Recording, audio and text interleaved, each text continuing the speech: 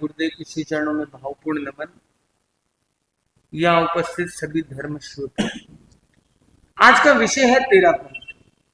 कीर्ति नगर का एक प्रवास, और प्रवास के अंदर की IRTI का नॉलेज की बात चल रही थी, इंट्यूशन की बात, रिलेशनशिप की बात, और उसमें अब ये तेरापन की बात। तो ये सारी तो वो लाइफ से डायरेक्ट कनेक्टेड चीजें आ रही, और ये थोड़ी सी एक अलग तरह के विषय में यहाँ पे एंट्री। तो यहाँ तेरापंथ शब्द का अर्थ क्या है?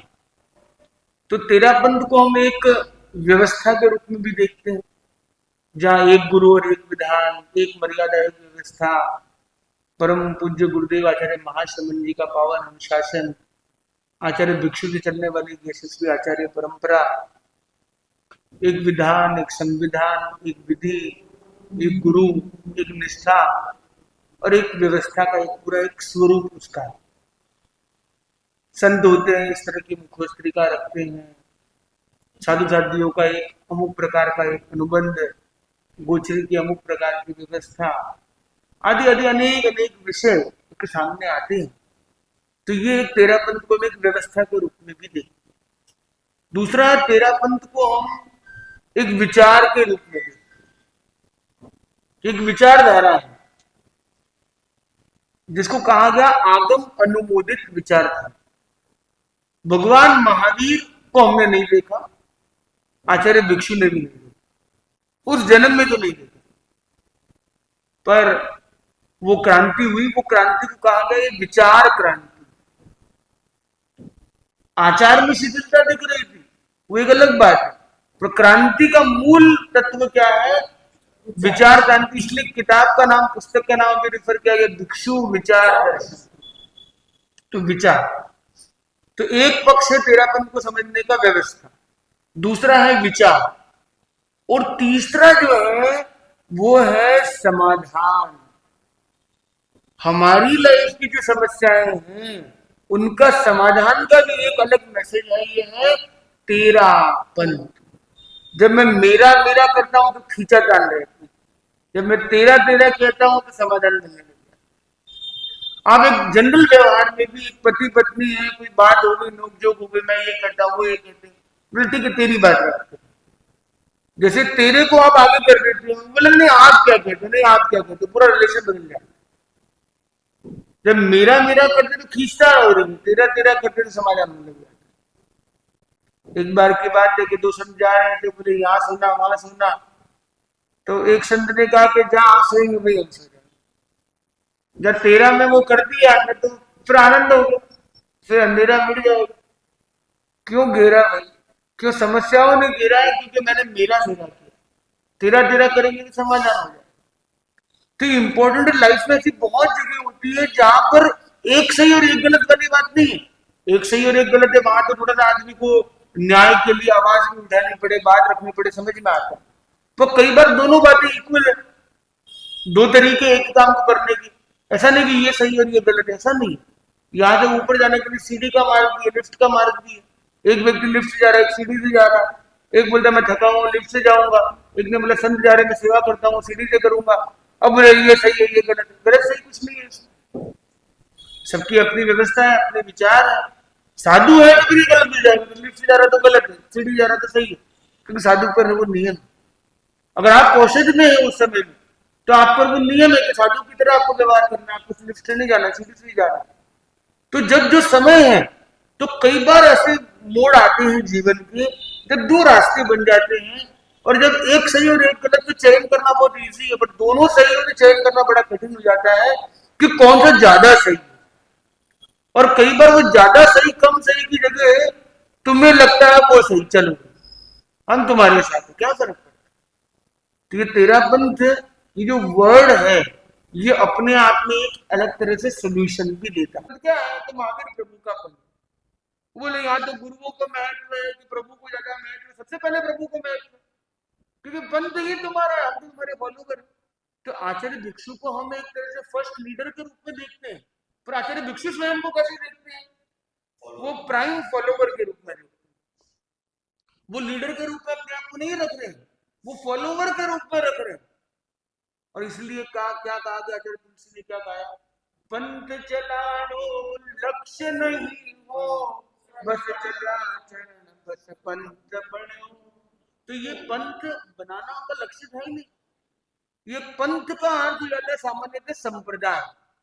एक संप्रदाय बनाना है, मुझे लीडर बनना है, मेरे को फॉलोवर बनाने हैं, ये पूरा जो दृष्टिकोण है वो एकदम अलग है। और एक है कि मैं आपकी प्रभु आपके मार्ग के लिए समर्पित हूँ, मैं एक संत वेश धारण करके मैं संतता के जीने के लिए चला हूँ, पर शास्त्र से मैं समझा कि मैं जो मार्ग पर चल रहा हूँ, जिसके लिए मैंने इतने सारे प्रोमिस किए हैं, वही कॉम्प्रोमाइज हो रहा है, तो ये सही नहीं जा रहा हूँ, मेरा डेविएशन हो रहा है, डाइवर्शन हो रहा है, डिस्ट्रैक्शन हो रहा है, मैं रास्ते से भटक रहा हूँ। तो प्रभु आपका सही पंथ क्या है? तो उन्होंने स्वाध्याय, गहन स्वाध्याय और स्वाध्याय किया, ध्यान धरा, और करते करते करते उन्होंने अपने गुरु से कंफर्म किया, उस समय जो गुरु थे, और उन्होंने भी कहा, वेरीफाई किया कि नहीं तुम जो कह रहे हो वो सही, पर ये फॉलो नहीं हो सकता। तो बोले कोई बात नहीं, मर पूरा दिशा मर आत्मा रा कारसा। तो कोई बात नहीं है कि भी हम, हो सकता है कि हमें स्ट्रगल आएगी, दिक्कत आएगी, पर हमें फॉलो, अगर आप भी कह रहे हो ये ऐसा सही है, शास्त्र भी कह रहा है, मेरे ये गुरु भी कह रहे हैं, तो मुझे इसी मार्ग पर शुरू होना है, भले कोई दिक्कत आए तो आए।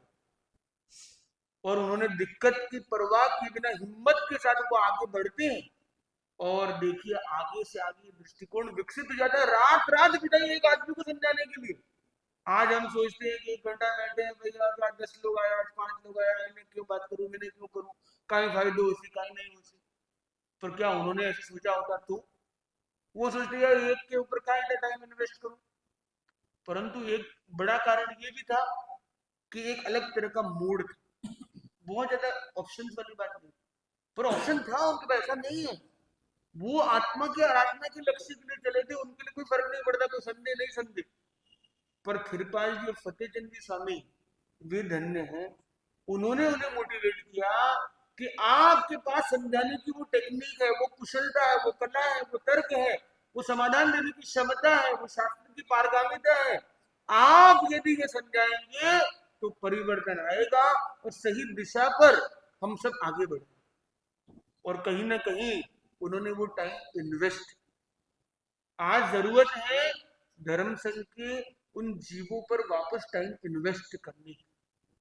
और इसलिए मैं तो समझता हूँ एक व्यक्ति या 2 व्यक्ति भी हैं तो भी, अगर ये पूरे प्रवचन में आप में से एक व्यक्ति भी तत्व को मूलतः समझ लेता है और वो भव सागर से तरने की दिशा में एक कदम आगे बढ़ जाता है, तो ये प्रवचन का क्रम सार्थक।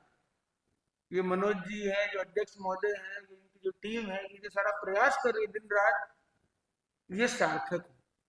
आज अभी संतों ने तो इतना श्रम करके आके जाके, कितने घरों में आप सुबह जाके आए, 6:40 को निकले, लगभग 9 बजे पहुंचे। आप सोचिए कितना श्रम किया जा रहा है, आप सोचिए। और मुझे बताया गया कि तेरापन इतिहास में संभवतः पहली बार कीर्ति नगर के इन सारे घरों के पगलिया का क्रम संपादित किया। तो ये एक जो पुरुषार्थ किया जा रहा है, तो ये पुरुषार्थ के साथ महत्वपूर्ण बात यह है कि वो बुनियाद हम कितनी स्ट्रांग बनाए। संतों को याद रखना एक बात है, श्रम को याद रखना एक बात है, पर सबसे बड़ी बात है कि हमारी बुनियाद जो है, अध्यात्म की बुनियाद, वो सबसे महत्वपूर्ण है। मैं समझता हूँ तेरा पंथ का जो सही अर्थ है वह है जो हमें भिक्षु स्वामी ने दिया।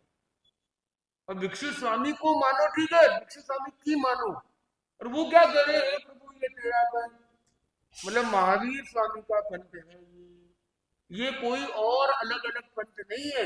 कोई लोग कहते हैं ना कि ये इस पंथ की बात करता है, इस संप्रदाय की बात करता है, सांप्रदायिक का एक अलग विषय, व्यवस्था भिन्न है।